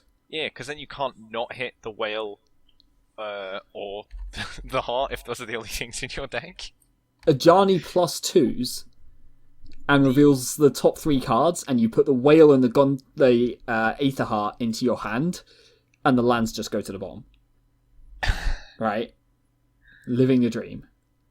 Beautiful. Like, my main question actually with the creativity is when you do it, because it says you reveal the top card, like the top card until you reach an artifact or creature, right? Yeah. Do you just like put the rest of you leave the rest of those cards that you weren't artifacts or creatures back in the deck, right, and shuffle it? Because they don't. Because reveal you cards from the send them to the top. graveyard. Yeah, So they're still reveal part until you of get the there. library, yes. Yeah. Just checking. That's fine then. That's fine. We got this. I'm making this deck now. You know it. Yeah, you're gonna... Oh my god. It's like Ajani and Tamio and Aether Heart and all this... And then some other stuff once you've got the combo sorted. Well, like, bullshit that Thought will misses. be expensive despite being terrible, and then turning it into a terrible deck. No. I actually really like Aether Tide Whale, though. That is an amazing card. Like, holy shit, I need to find a way to break that. I mean, I've just told you the way to break. It does have No. awful artwork. Nick's right. It does have I mean, awful artwork. no, because I'll give you that. because as well with the whale, once you've got Omniscience, you bounce it to your hand for 4 energy, and then you just play it. Oh, the Aetherborn Lord says that when an Aetherborn you control dies, you draw a card and lose 1 life.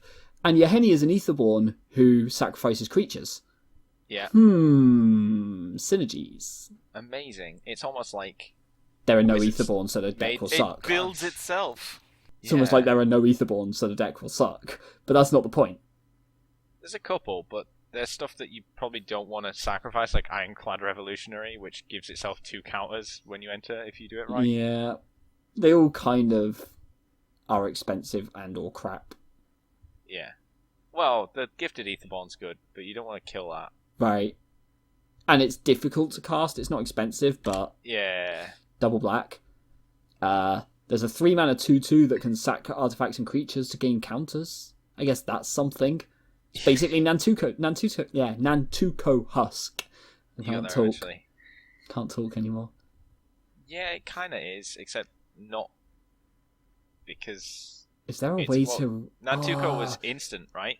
You Yeah, sacrificed it with yeah, +2/+2 but until the- end of turn. But the point was that you just, like, reanimate it with haste and then kill them. Or Yeah, start your turn with it and then reanimate a bunch of stuff. And now I'm trying to figure out if there's a way to bring back a bunch of artifacts. And I don't think there is, but I'm really, like, disappointed that there isn't. I know it would be busted, but I want to see it. I mean, part of the problem there as well is that the Salvager is you can only do it as a sorcery. Whereas Well- like Nantuko Husk, you basically went, I'll swing, and then it's like, oh, you're not blocking. There, I sacrificed my shit, it's game. Yeah. Which you can't quite do with the Salvager. They're not bringing back Rally just yet. Thankfully. Shame. Slightly different responses there. Yeah. Cool. I don't have anything else to add. There's some cards, they're Oh, cards. good. New cards. Yeah. Lots of interesting cards. We didn't mention the other green legendary who makes everything into an elf. Oh, yeah. It's kind of cool. She turns everything into an elf. He turns everything into an elf? I can't tell from the picture. I Which think. one's this? The, Rishkar, Pima Renegade. well, he doesn't, like... Yeah, he kind of does. Like... But yeah. He's interesting. Turns everything into mana dorks. Also, it's Yeah. any creature with a counter on it, not just +1 counters. Yeah. So there are there's some cool presumably stuff- ways to... There's some cool stuff in Kaladesh for that, like Cultivator of Blades, I guess, is another thing that synergizes with the counter shit. Oh, yeah, all the Fabricate stuff is meant to work with it. If you get the like module combo, that'd be pretty nice there, because you've got like easy way to get counters out, easy way Yeah. to like tap for mana then, and Oh no! The one that's stuff. best for it is the green enchantment. That's like when a creature enters, you can pay 1 and put a +1 counter on it, and then you Oh, can pay yeah. like 6 and sack it to put a +1 counter on everything. Yeah. That with this guy, like, oh, all my creatures are tapping for mana now. Whoops! I've got Cryptolith rights in limited. Yay! Kaladesh limited. And all it took was a rare and an uncommon. It is also worth noting there are Aetherborn in Kaladesh as well. Yeah, they also suck and are expensive. I'm gonna make there's a couple that are I'm gonna make a 4-mana 2/2 flying lifelink that can steal counters from things.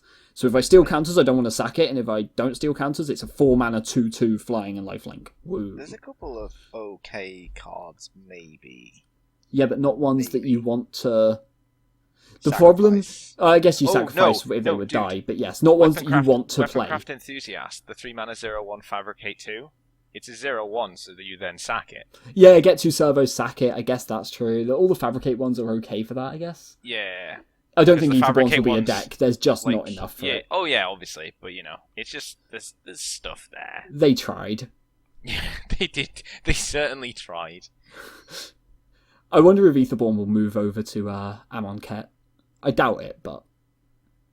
That's what they're using the planar portal for, right? Clearly. Oh my god, I Planar missed bridge. that one, though. There's an What? Aetherborn that's a 3-mana 3/2 with Revolt. Target creature gets -3/-3 when it enters, if you had something leave. Sure, that's pretty cool. Like, oh, I'm just going to Wasteland Strangler. Yeah, like, can that also, was a like, good That card. card was good. You can also I guess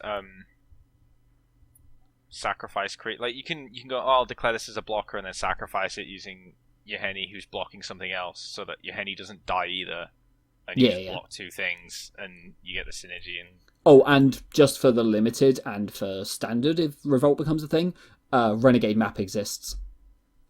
that's true. So it just sacrifices itself for free. Cool. That's that as an instant way of sacrificing or triggering Revolt any time past turn 1. Yeah. I actually like this. Like, this looks like it's going to be a really fun format. I'm really looking forward to pre-release.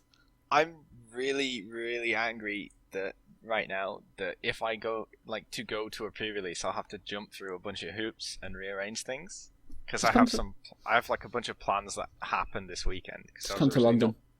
I was not going to be able to make a pre-release with anyone. Like I could have gone by myself, but then I was like, and the 20 quid while going by myself was a bit Yeah. And then literally today, Joe said, "Oh, actually, I can make leads." This weekend, and I was like, "Great! It's just it'd be great if I'd not scheduled like a fuck ton of things this weekend." So now I'm thinking about whether I can possibly rearrange some of them and still actually sleep. Is the big thing. I'm doing the midnight one on Friday. So Friday night, Saturday morning, I'm going to be there over midnight. And then I'm also doing the Sunday one, I think, depending on how money and time and stuff work out. And then I'm playtesting Modern and Standard on Saturday. Woo. So if I did one, I'd probably be doing Saturday evening, at which point, just due to timings. Because I can't do the midnight one Friday, because I have work in the middle of Saturday, which means I can't do the midday Saturday one either. Right. I've got I've got stuff in the afternoon of Sunday, and also I'm going to be watching a friend playing Weiss, Sunday night, because he's gone to Worlds Finals for that. Which is wow, fair enough. So I'm going to be watching that at like 1 a.m. or whatever. So like, if I go to, I'll be going to 6, if any, 6 in the evening, at which point I'll have to miss out on the fact that I was planning to go see Rogue One again with the family, which at least I've already seen it once. But then I'd also basically have no sleep leading through to Sunday afternoon when I need to be at least somewhat alert. But it's fine, because you'll then open an Ajani and message me laughing about the fact that you've got your Ajani. Yes, I'll be like, I am one step towards the realization of the dream. Go into Limited, open Ajani and Aetherheart, and cry because you don't have any other Planeswalkers. I really want to do it, to be honest. I really want to do it. Not just make the deck. I do really want to go to pre-release, so we'll see. I like the look of the format, and there's a bunch of cards that, like... The problem is, the cards that I would want to play in Limited are not the cards that I want, for Standard or Modern. Yeah. So, I want a SRAM, but I don't want to open a SRAM, that would suck! Yeah, so... obviously, Yoshi's going to, several, I guess, right? 1 or 2. Yeah, what about you guys? If you go... I am Hopefully unfortunately one, missing at least. out. Fair, because I know with Eldritch Moon, 3 of the 4 of us when we did a recording for it. Yeah, 3 I of was the the 4 of only us one were who like, did, wasn't I? we actually couldn't make it. So, great. Yeah. Yeah, Hopefully I'll make one. I have other weekend. plans this weekend, which I'm We'll see. not going to cancel because Rip. Well, Is it a whole That's weekend? Yeah. Damn it. Never mind then. well, maybe if we get enough Well, that's- pre-release experiences, we could do Hopefully. a bonus on it. Could do, yeah. Could just do a bonus recap of it all. Yeah, otherwise, say it'd be 4 weeks on. It's like, yeah, we did pre-release. That happened a while ago. Yeah. The format has changed drastically since then, and people have figured it out. The format's changed, and we Whoops. completely forgot what happened. But we were there. Yeah, so we could always do like a bonus on that. I'm still occasionally flicking through the cards while we talk, and I just noticed there was the 2 mana 3/1 that when it attacks you get 2 energy, and then it can pay 2 energy to flicker itself. That is nuts. Absolutely nuts. Yeah. Sorry, I'm just going to occasionally point out cards while we. I mean, close it up. gets the 2 energy as soon as it attacks, right? Which means if they then declare blockers and you're like, well, I don't want this to die, you just go, well, Alright, it's flickered. flicker. Revolt triggered. Yeah. Turn 3 revolt. Can Give we your talk guy about -3/-3 with the Aetherborn. Can we talk about Caught in the Brace and what a horrific card it is? Called a what? Caught in the Brace. Which one is that? It's got nothing to do with the actual rules text on the card. Well, it is, kinda. Wait, what? Which one is it? It's a 2 white enchantment. It's an aura. Card attack or block. When a vehicle you control attacks, exile enchanted creature. Yes. And the artwork is running over a gremlin.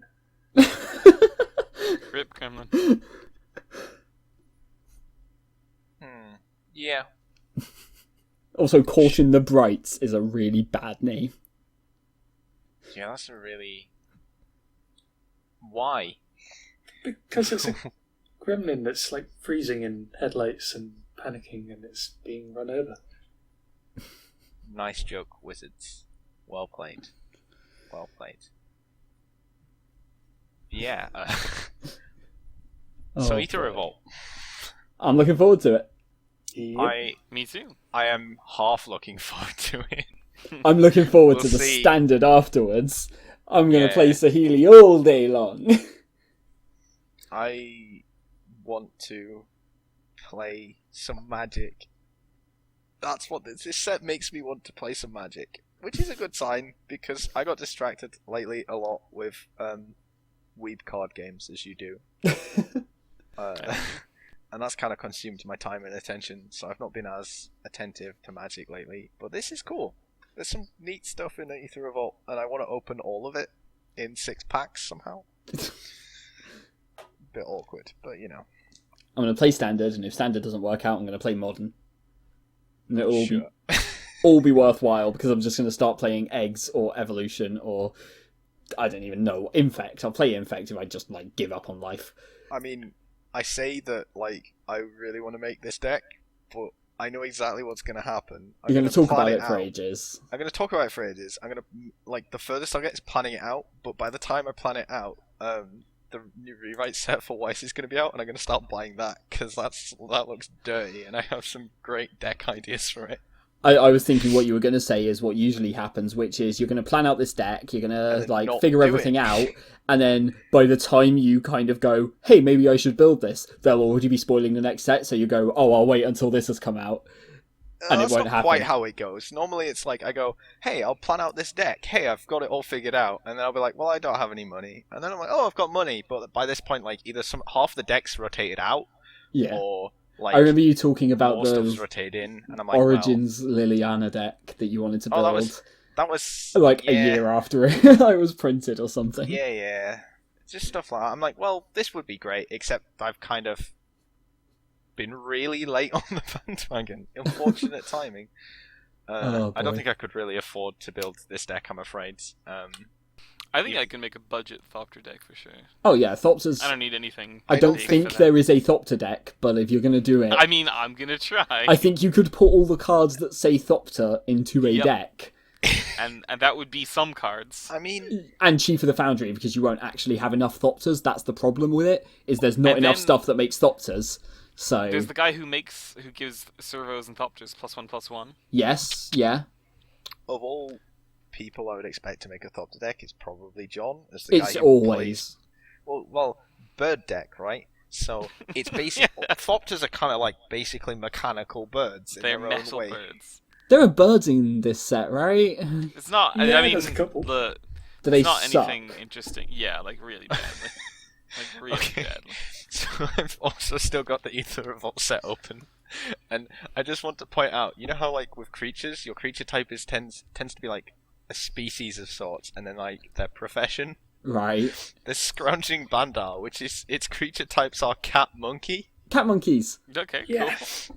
There was one in They're the back. previous set. Oh, are you thinking of this as a cat that is employed as a monkey it's a or cat something? whose profession is a monkey. That's not always how it works. Yeah, I know, but like that's where you tend to see it. So when you But just no, see no, no, something but- like that, you're like, But rapid hybridization turns things into frog lizards. sure. Frizzards. The Frizzard cards was like the best thing. God, there were so many weird things in that set. They had like... what was the fish crab or fish lizard or something? It was Shambles Shark. It was the one that was like a shark crossed with a crab. And it was Yeah. like fish lizard or something for some reason. Hmm. It was great. Man, Simic Sure. were great. Oh, man. Anyway, cool. This has been the weirdest outro. It's taken a Yeah. lot longer than I thought It was would. like it started, and then we just got sidetracked back into the set. Oh, it's such a cool set though. That's the It thing. is Like, a cool set. in a Like, weird this- way, I'm not optimistic for standard at all. I think it's going to be unbalanced as hell. The only reason I'm interested in playing it is because I will like the deck that is unbalanced as hell. I um, just, But just it really will. wanna I see, do like- just think Sahili Twin will be busted.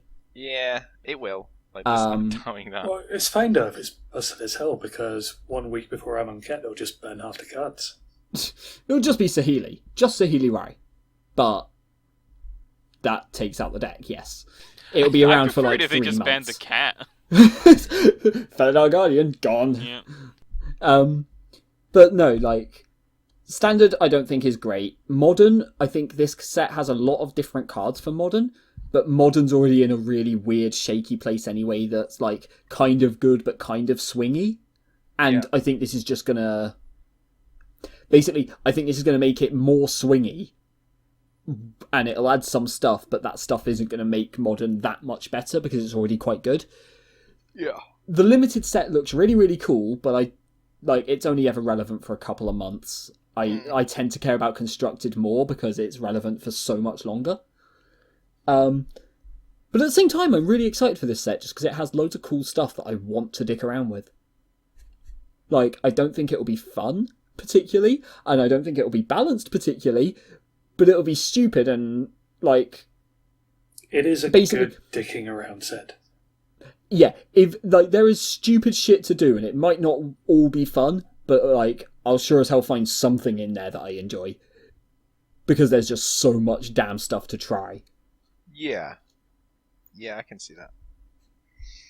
Who knows? Cool. Maybe someone will actually build the Ajani deck. Nobody will do it. at Nobody will do Proto. Nobody will do it. Oh, I know. But I can pray, right? I can hope. Or I'm just build reminded it of- yourself. I'm reminded of the Yeah. seance guy. I'll just make it to Proto. It'll be fine. I know somebody who is going to Pro Tour Amonkhet. Nice. He probably would not play terrible decks, but that's not the point. So what you're telling me is I need to sell this deck to him. I need to sell the idea of this deck to him. Like, look, It's an awful deck and you're not Omniscience. going to manage it. wow, that's just rude. You know it's an Pretty rude. awful deck! Pretty rude. Hey, you say awful, I say innovative and gimmicky.